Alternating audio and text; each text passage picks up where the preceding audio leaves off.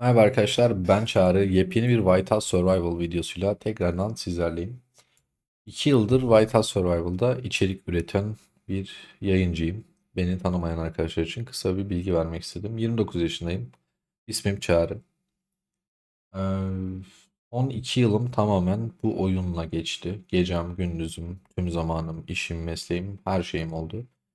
Yani bunu abartmak için falan söylemiyorum. Gerçekten tek geçim kaynağım YouTube kanalım ve bununla geçindiğim için asıl önceliğim de White House Survival ya da diğer mobil oyunlar ama asıl önceliğim White House Survival tabii ki. Şu ana kadar kanala hiç böyle bir video çekmedim. Bunu yatay ekranda beni görmenizi istediğim için bu şekilde çekip atıyorum. Biraz sitem edeceğim bu videoda.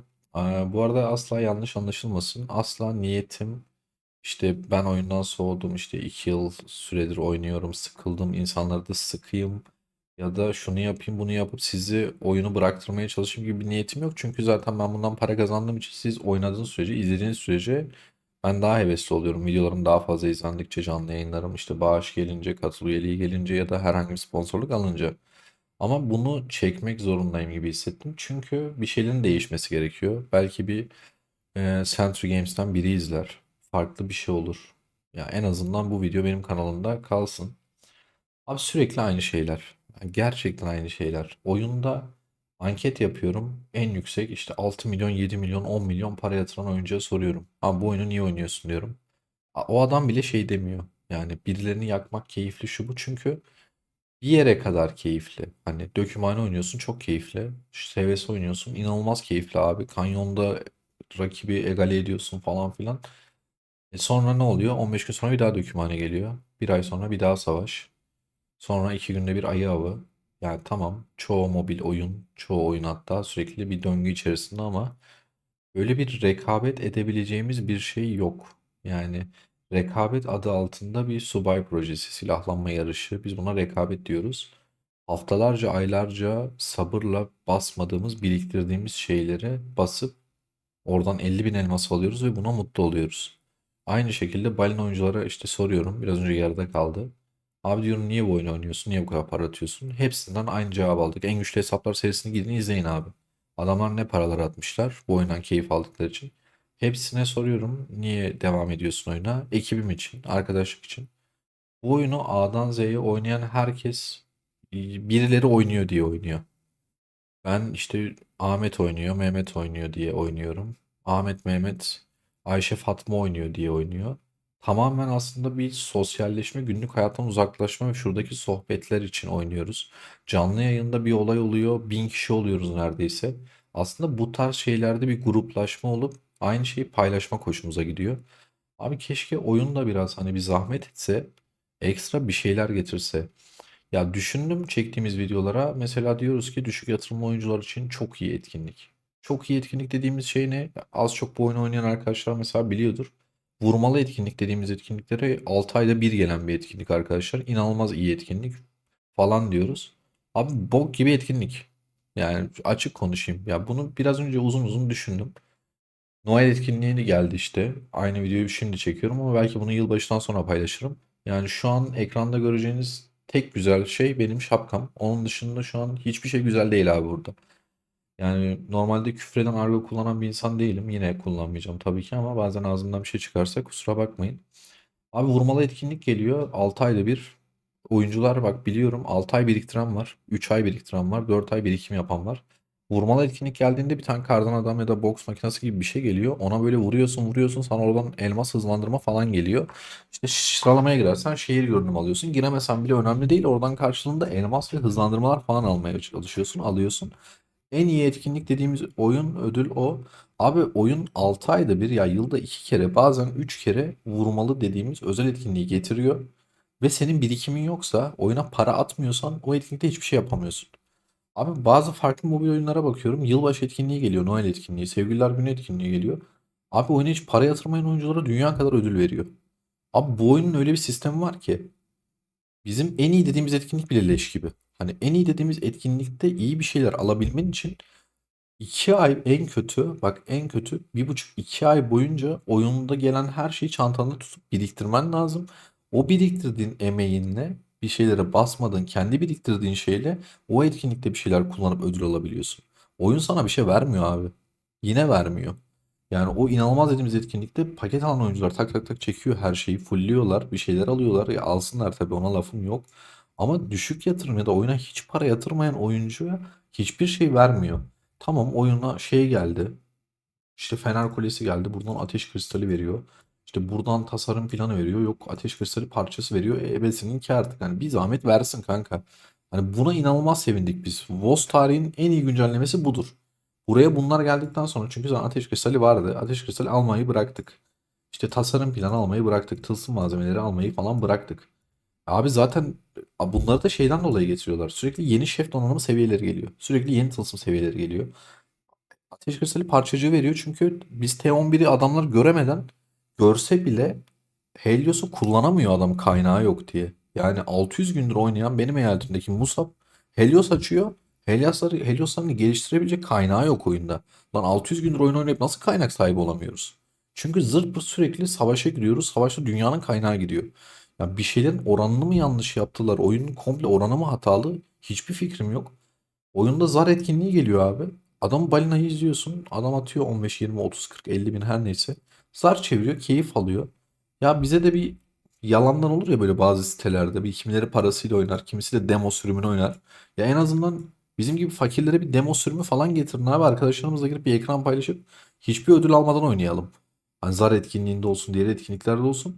Oyunun içinde eğlenebileceğim, arkadaşlarımla yapabileceğim hiçbir şey yok.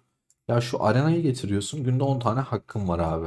Zaten düşük yatırımlı oyuncuya şunu tavsiye ediyoruz: 5 tane oynayın. Sadece haftanın son günü 10 tane oynayın ya da ilk günü 10 tane oynayın. Geri kalan günler elmasınızı harcamayın. Her şeyi o kadar ince ince hesaplaya hesaplaya kafamda saç kalmadı. Abi çok sıkıldım artık. Yani yok, subayda şu puanı yapmak için şu kadar parça biriktireceksin. Şu etkinlikte şunu yapmak için şu kadar parça biriktireceksin. Oğlum, oyun mu oynuyoruz, matematik sorusu mu çözüyoruz? Yemin ederim hayatımda okulda yapmadığım hesaplamaları, kitaplamaları, kitabı işte şunu şu oyunla yaptım. Sadece bunu yapan ben değilim. Bak, yorumlara gelin abi. Benimle aynı şekilde düşünen binlerce insan olacak. Tabii yorumda 1000 kişi olmaz da herhalde. Ama şunu anlatmaya çalışıyorum. Abi oyun mu oynuyoruz? Yani strese mi giriyoruz? Kafa artık şey, gecenin üçünde zaten saat sıkıntısı var.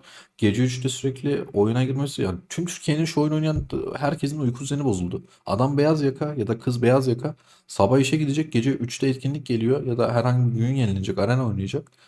4'te yatıyor en kötü. Sabah 7'de kalkıp metrobüse binip işe gidiyor. Abi bir tane de cumartesi günü savaş getirmişler oyuna.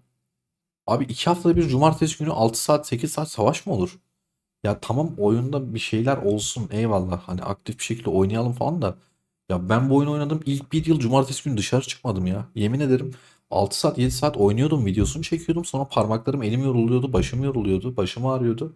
Gidip yatıyordum zaten. Ya bir yıl ben cumartesi günü dışarı çıkmadım. Güneş görmedim. Hani geri zekalı mısın? Niye yapıyorsun diyeceksiniz. Arkadaşlar, ekmek parası ne yapayım, mecbur yapıyorum. Hani şunu demeye çalışıyorum. Niyetim gerçekten sizi soğutmak değil. Ama bir şeylerin değişmesi gerekmiyor mu artık? Ya öyle bir tuzak olmuş ki, bak her zaman size şunu söylüyorum. İlk videolarıma gidin abi. 2 yıl olacak kanala video atalı ben. Şubat'ta ikinci yılımı dolduracağım. Her videomda söylemişimdir. Abi keyif aldığınız kadar para atın. Paranızı boşa atmayın. Her videoda özellikle şu kadar, şu paket çok iyi, alıyorsanız bunu alın, yoksa asla almayın. Her zaman sizi zamanınız boşa gitmesin, paranız boşa gitmesin diye ısrarla uyardım. Seven olur, sevmeyen olur abi. Hiç sıkıntı değil. Kimse kimseyi sevmek zorunda değil. Ben şu ana kadar herkes için elimden geleni yaptım. O konuda da vicdanım inanılmaz rahat. Bir kişi bile benim yüzümden bu oyuna ekstra para atmamıştır. Beni izleyen birinin hesabının kötü olma ihtimali yok abi. Çünkü dediğim gibi ben bu oyuna 2 yılımı verdim. Mesele burada kendimi övmek, şunu bunu yapmak değil. Burada tamamen bir eleştiriyle geliyorum.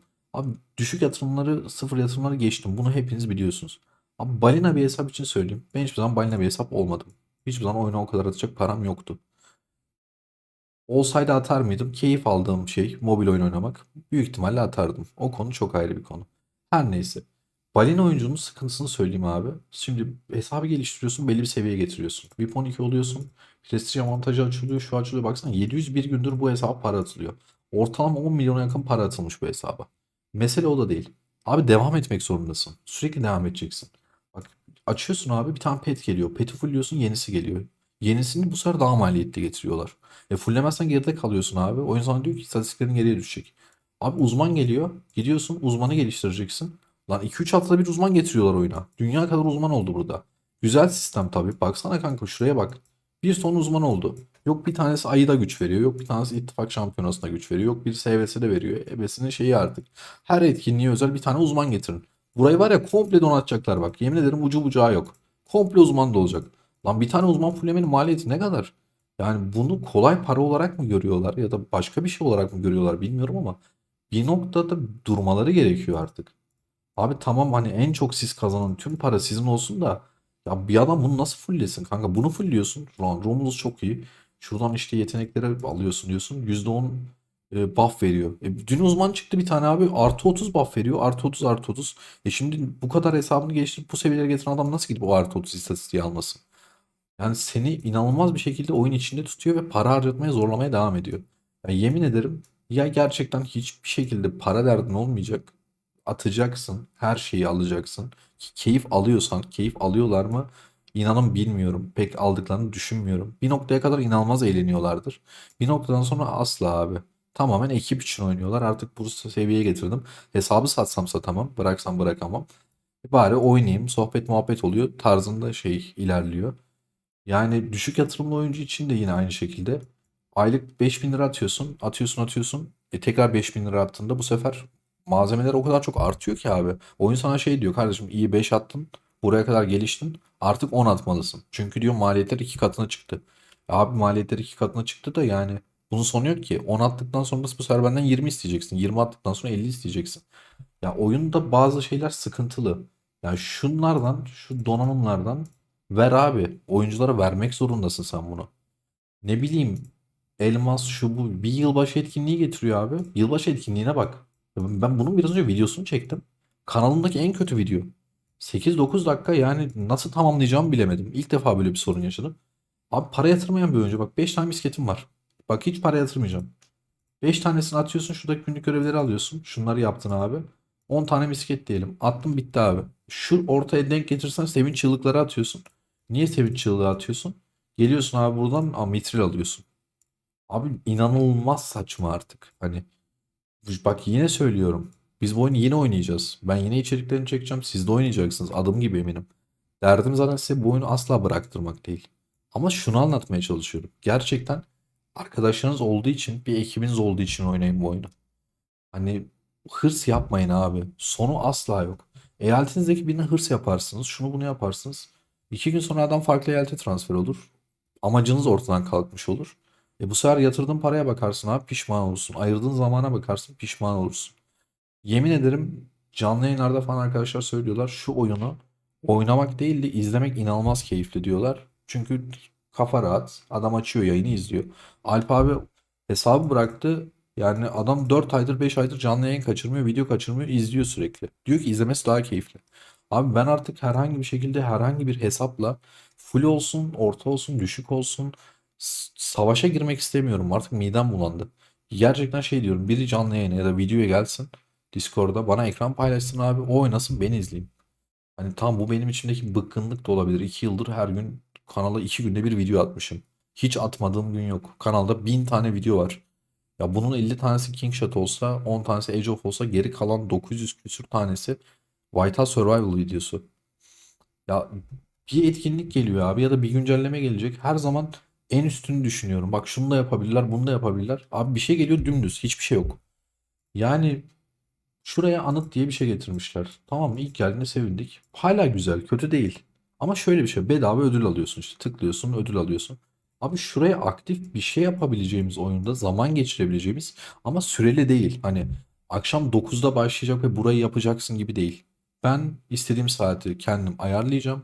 Offline gibi olacak. Arkadaşlarımla vs atabileceğim. Asker kaybetmeyeceğim. İttifaklar arası savaş yapabileceğiz istediğimiz zaman. Bir lig sistemi olsun. Ama bu Dökümhane İttifak Şampiyonası gibi şey değil yani. Öyle bir sistem ligden bahsetmiyorum. Orada abi adamlar Korelilerle Çinlilerle eşleşiyorsun. Sabahın 5'inde şey denk geliyor. Sabah 5'te ben niye gidip Dökümhane oynayayım? Yani mantığı yok. Hiçbir şekilde mantığı yok. Düşük yatırımlı bir oyuncuya bakıyorsun abi. Dökümhanede adam kırmızı alandan çıkamıyor. Ya çıkabiliyorsan çık şu hesabı nasıl savunacaksın abi? Gitgide barem artmaya başlıyor zaten. Oyunun en keyifli zamanları gerçekten ilk dörtgen, ilk üçgen. Çünkü yeni başlayıp bir şeyleri yeni yeni öğreniyorsun. O zamanlar keyifli. Ya o saatten sonrası arandaki uçurum artıyor. Hani iyi bir ekibin varsa, sohbet, muhabbet edebildiğin saygılı, sevgili insanlar varsa şu oyun cennet senin için abi. Ama iyi bir ekibe de denk gelmezsen bir de öyle bir şey var. Bir sunucuda başlıyorsun Koreliler, bir sunucuda başlıyorsun İngilizler, Araplar, Fransızlar bilmem neler. Yok abi Türklere denk geliyorsun. İyisi de var, kötüsü de var. Her milletten zaten bu şekilde. Yani tamamen şansa inanılmaz keyif de alabilirsin. Eziyet de çekebilirsin. Yani etkinliklerle alakalı söylenebilecek o kadar çok şey var ki. Bakın ekrandaki her şeyi tıklayayım. Ayaz Servet'e giriyorsun abi. Yani o kadar hesap yapmışız ki işte. Şunları harcamayın. Bekletin ne kadara kadar? 10.000'e kadar. 6 ay beklet paşam. İşte Gen 5'e kadar beklet.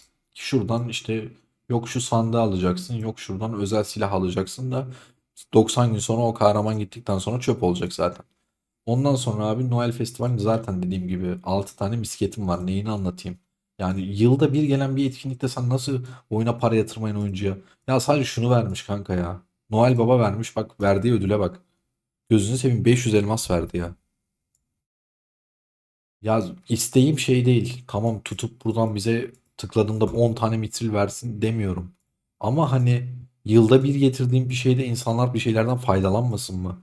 En azından balina paket alıyor. Düşük yatırımlı ya da para yatırmayan oyuncu için bir teşvik olmasın mı? Bu hesabını işte geliştirmek için bir konuda mutlu olmasın mı? Ya sesim falan kısıldı. Bu akşam 4 saat canlı yayın yaptım. Gece 3'te girdim Whiteout Noel Festivali'ni çektim. King Shot'a geçtim. Hemen King Shot'ı çektim. Edit yaptım, kapak yaptım, şunu bunu yaptım. Eskiden bu durumdan keyif alıyordum. Hani çünkü yeni bir şey geldi diyordum. Şey araştırma evresindeydim şu bu. Abi artık tamamen zorunda olduğum için çekiyorum. Ya çekme o zaman birader deyip sinirlenen arkadaşlar da belki olacak da. Dediğim gibi sabah herkes 7'de işe giderken uyandığında kimsenin ben yani çok fazla kişinin mutlu olarak gittiğini düşünmüyorum. Bu video sadece sitem videosu. En azından dediğim gibi belki birileri izler de belki bir şeyler değişir. Pek sanmıyorum, pek umudum yok ama her geçen gün bunu ummaya devam edeceğim.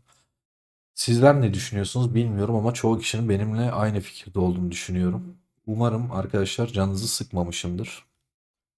Bir gün yayına gelin. Sadece bu konu hakkında isterseniz dertleşelim. Ya da bana özelden konuyla alakalı bir hikayeniz, bir olayınız varsa özelden yazabilirsiniz ya da yorumlara yazabilirsiniz. Kendinize çok iyi bakın arkadaşlar. Allah'a emanet olun. Görüşmek üzere.